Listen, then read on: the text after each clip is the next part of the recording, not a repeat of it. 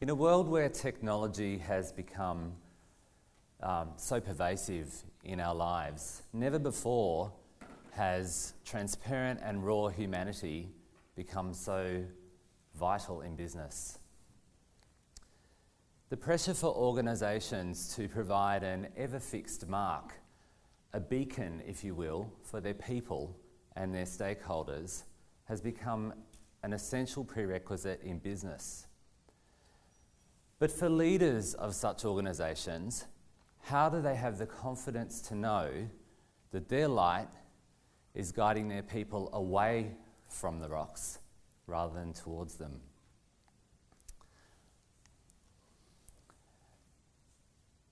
Over the past decade, we've seen a dramatic shift in power in organisations. Leaders are challenged to provide their people with more autonomy and interdependence. We see social media shining a spotlight in hierarchical and top-down command and control type practices and lack of transparency in policy and power.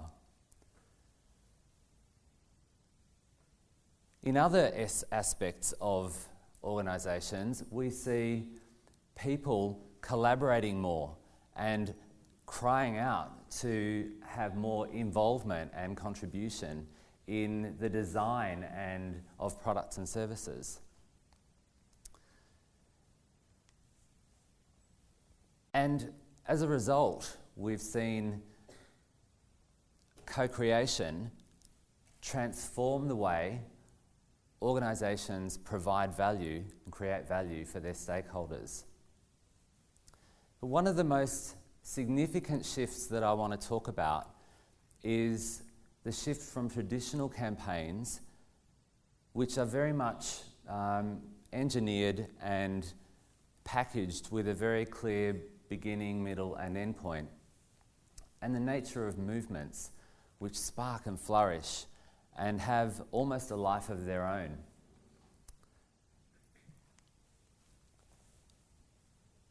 Being purpose-driven and having a clearly articulated purpose in your business has become such a vital aspect of how people maintain relevance in society. And we see purpose as providing a very clear distinction between the types of products and services businesses provide and whether or not companies, whether or not people will actually buy from them. Without a clear purpose in your life, your work doesn't have much meaning. And it's the difference between making a difference and making it real, or having strategic intent but giving that practical application. And higher purpose creates alignment between those things. The problem with change in organisations today is it is very top-down in nature. And in essence, it is done to people. More than 70% of organisational transformations fail. And in my work, I ask the question, why is that so? Why do more than 87% of leaders and managers all around the world say that culture and engagement is critical or urgent? The reason is a lack of clear purpose. Change is done to people. The way it is managed and rolled out creates fear, stress, and inertia. People are not involved in the process. And it got me thinking about what does it really take to engage stakeholders, to create value, and drive organisations successfully into the future. I realised that it can't be top-down. It has to be a pull strategy. In my 2 decades of working at the forefront of digital innovation in global advertising agencies, I saw the launch of hundreds of campaigns that were perfectly crafted, perfectly designed with an end user in mind, perfectly structured to appeal to a specific audience, yet they lacked vital human connection and context. It got me thinking about the amount of money that was invested into creating these campaigns, the demographic profiling, the channel planning, the research, the technology, all of those things that would launch with great gusto, and the people controlling those campaigns were sitting in mission control, hoping like crazy that campaign would reach its intended target. That's kind of insane when you think about it. Because once that campaign is launched, marketers don't have a crystal ball to ensure that campaign will reach its intended target. And it got me thinking about movements.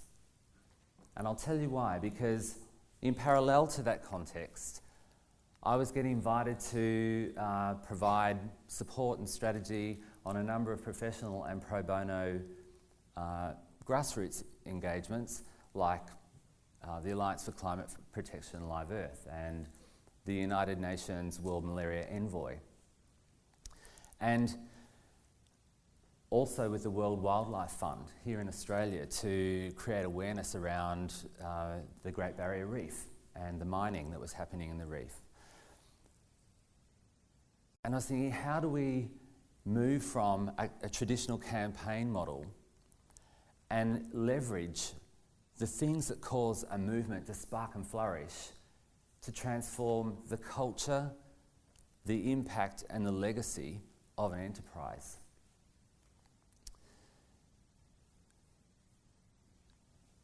So I started to think about movements and unpack what was actually happening in a movement.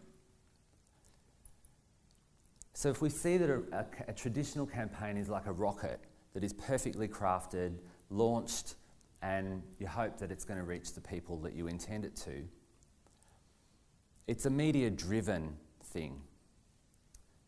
The difference with a movement is it's people-powered. It is infused with a purpose. And what it actually does is it's like rain on a pond, where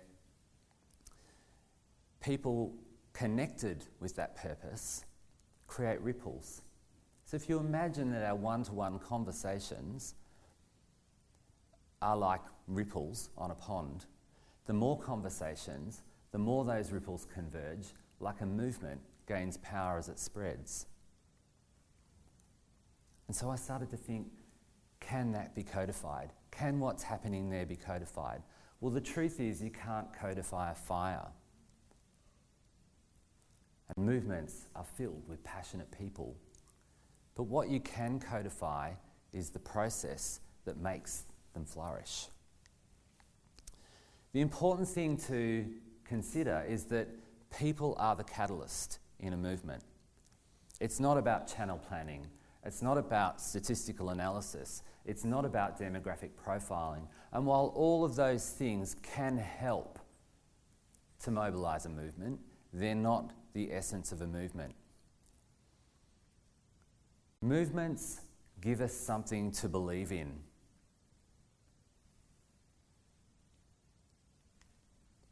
If we look at the comparison between campaigns and movements, you can see some very distinct things going on. This slide is from my book, EMERGENT. And it looks at the X and Y of the velocity and reach of campaigns and movements and their sustainability over time. As you can see, the pink line is a rocket. It's a campaign, perfectly crafted and launched. When the fuel runs out, that is the media buy and the resources, the rocket comes down and there's no awareness. The difference with a movement, because it's people-powered and its essence is transferred from person to person, the more engagement that you can build and more connections you can create creates more ripples, and you can see it swelling over time. Now, the truth is, some movements fizzle out. But popular movements that we see, like Me Too, marriage equality, and the Never Again gun reform movement, they are right up there. And I'm going to unpack those today and give you an idea of what's driving those movements and making them sustainable. So what do they all have in common? They contain an irrefutable truth aligned with a higher purpose. Now, I want you to remember, an irrefutable truth is a universal value that is impossible to disagree with. And when I talked earlier about campaigns lacking context, what I meant is that they actually lack the vital human story or essence. They can be, they're static, they're a moment in time, they have no soul. Whereas a movement enables people to identify that higher purpose and own that truth, and then self-actualize that truth as an extension of their own values. The irrefutable truth of the marriage equality movement is love is love. No one can disagree with that. The Me Too movement, the irrefutable truth, now, you know, that's morphed into many different types of activities, but at the heart of that, it's saying that sexual violence against women is not okay. And the Never Again movement that's absolutely tipping the scales on gun reform in the United States is that children shouldn't lose their lives at school. These are truths that are powerful and impossible to disagree with. So when you think about today's organisations, and we see a lot of different tensions created around what they stand for. What we know is that purpose-driven companies attract and retain the best talent. That customers will buy from a company where there's a very clear line of sight to human well-being.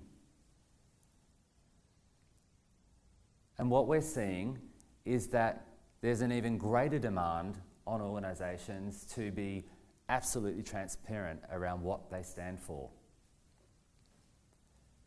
The problem is many leaders in these organisations don't have the confidence or the capability to realise their purpose-driven aspirations. They really don't know where to start. And that is because the skills that they've learned along the way haven't caught up with the world we live in, and the way people engage, and the way people want to create, and the way people want to partner with organisations.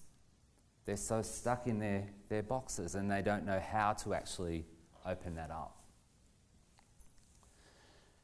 The thing about movements that is very powerful, and how I've helped many clients over the years create stronger and more authentic engagement and alignment with their customers and their stakeholders, is to reframe context. The thing about a campaign is there's a bit of a kind of a care factor thing. When you see an piece of advertising appear on your desktop or on your television, and you think, that's got nothing to do with me. And immediately you can just switch it off, choose not to listen to it, watch it, take it on board. But the powerful thing about an irrefutable truth is it busts a hole through that wall. And it helps people to identify themselves in context with that movement. So how do you think millions of people from diverse cultures, passions, and commitments can all engage around a movement and support it? It's because of this one thing. It's because movements reframe context. The higher purpose, the irrefutable truth, enables us to see ourselves and to surrender ourselves to something greater than ourselves. Over time, I talk about the deepening of involvement in a movement. And what's actually going on is you're taking people from a one-time set of actions to a way of living and working and being. And that's it. And that is framed around the higher purpose. Those actions are very clearly, in the ice bucket challenge, let's look about that. A very simple example of tip a bucket of ice over your head, nominate someone else to do the next thing, and you're creating the ripple that way. Very, very basic, but very powerful, what happened through that. But beyond that action, where do you go from there? So to help a movement sustain, you really need to help people express the higher purpose of that movement as an extension of their own values and way of life. Movements utilise people as media to ignite purpose. And the science behind what's going on there is what I call ripple science. So while we can't codify the fire, we can codify the process of connection, initiation and transference that causes that ripple to expand.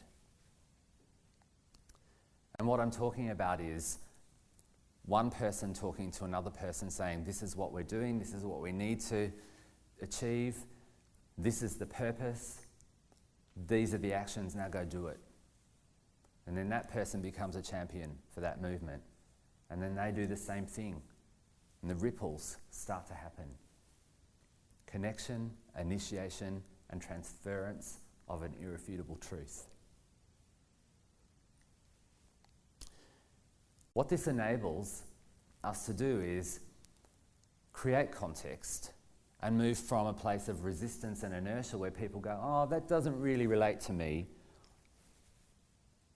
to one of purpose-driven flow, where everyone is engaged around a common goal or goals.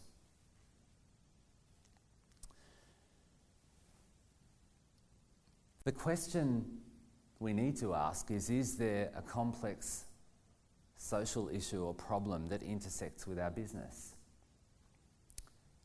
And for the leaders I work with, that's the first place we start. That might be homelessness, domestic violence, could be any number of things. What is that complex social issue? And how can we solve that problem through the daily operation of our business? The magic 4 that you need to remember is that a movement must have clear incentives and objectives. It has to have progressive inspiration. So it's a celebration of the niche, heroic efforts of the everyday. And to know that my small actions are contributing to something bigger. You can see the micro of what you're doing and the collective impact of that at a macro level. And most importantly, an awareness to influence. Yeah? And a feeling of ownership and a sense of contribution to that outcome.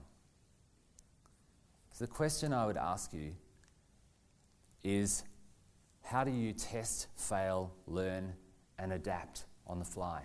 How do you learn to go from fixed outcomes to embracing uncertainty, complexity, and variation in your work? To building in feedback loops that help you address these challenges as a collective Movements feel different to campaigns.